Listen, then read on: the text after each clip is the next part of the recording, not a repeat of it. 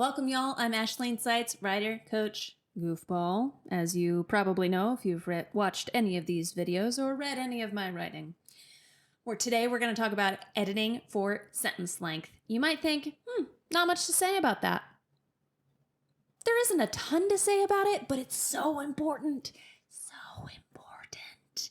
Do not sleep on sentence length. It's a way to keep your readers engaged. It's a way to keep your writing different, keep each sentence a little bit different from the last one, so you never find yourself repeating yourself. Exactly. See? Sentence length. It makes a huge difference. I should have used different sentence length there. That would have been the whole point.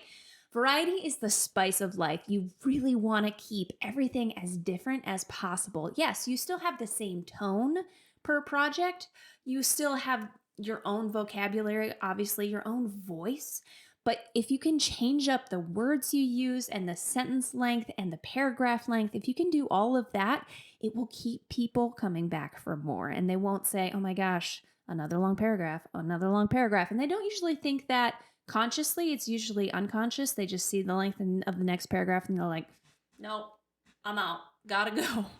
So, spice of life, sentence length. Think about using sentences that go this, and this. And then next time you want to give examples, say this and this, or just like something and other things like it. You know, you don't want to always say this, and this in threes or in twos. Make sure you're changing it up. Write short sentences. Write long sentences that just go on and on like a rainstorm in the jungle. Like just keep going. They never end. Keep going. Right? All these kinds of things that describe how you're feeling, describe how other people might be feeling, describe the situation. Use descriptor words. We'll come back to that next week, actually. Utilize all the punctuation marks. Did you know that they all do different things? I mean, there's some overlap there. Yes, you can use a semicolon or a comma equally, but if you have the opportunity, use the semicolon. Absolutely. Utilize all your punctuation marks. That's like having all of these different arrows. You know how, Hawkeye? He has all those different kinds of arrows in his quiver. He can pull it out and like twist it and turns into a bomb arrow and all of that nonsense. I don't understand how it works, but don't leave any of those different types of punctuation marks in your quiver. Pull them all out. Use them all. Keep people interested. Make them come back and say, ooh, was that an ellipses I just saw? I want to see it again, but not for another 3 or 4 paragraphs. So keep it interesting with your punctuation. When possible, do split your sentences up into smaller sentences. We talk in the literary world. I'm sure you've thought about it or heard about it. About people like Tolstoy and Charles Dickens who got paid by the word. And so they got paid by the word, they wrote all the words. Well, try not to do that. Try to use fewer words when possible, but make it still describe things clearly. So don't skimp on descriptor words, but don't have your sentence just go on and on and on and on and on for no reason. If you're trying to prove a point, you're writing from an anxious character's perspective, then you can do that. Just keep going and going and going because that's what anxious people do. But try to eliminate the extra stuff in your sentences when possible. And that way, when you need room for more things, you have room to have longer sentences.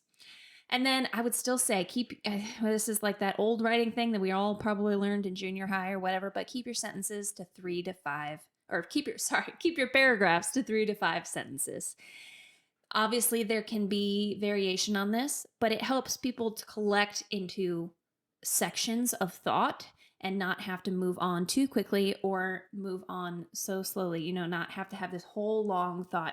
In communication training, large group communication training, we talk about making eye contact with one person in the audience for an entire thought and then moving on. So think about if I write a 10-sentence paragraph, even if a couple of them sentences are short, and I'm making eye contact with you for that entire 10-sentence paragraph, that's going to feel like a lot, right? Before you have a breather. So you probably want to keep your sentences, or I did it again, paragraphs to 3 to 5 sentences and see what you can do from there. So vary up your sentence length. Spice of life, people. Spice of life. All right, what are you reading? I want to hear about it. Hit me in the comments. I have been reading Remember God by Annie F. Downs. I've actually never read anything by Annie F. Downs, and I'm really enjoying her writing style. She tells a lot of stories. Most of what she writes is story, actually. It doesn't read as a nonfiction book so much as a memoir. So I would recommend it. It's about not losing sight of God and who God is in the world and the chaos around us and the things we're going through. And that's a really helpful message for me. So would love to hear what you're reading, and subscribe for more content, and come back next week for more editing. Talk to you next time.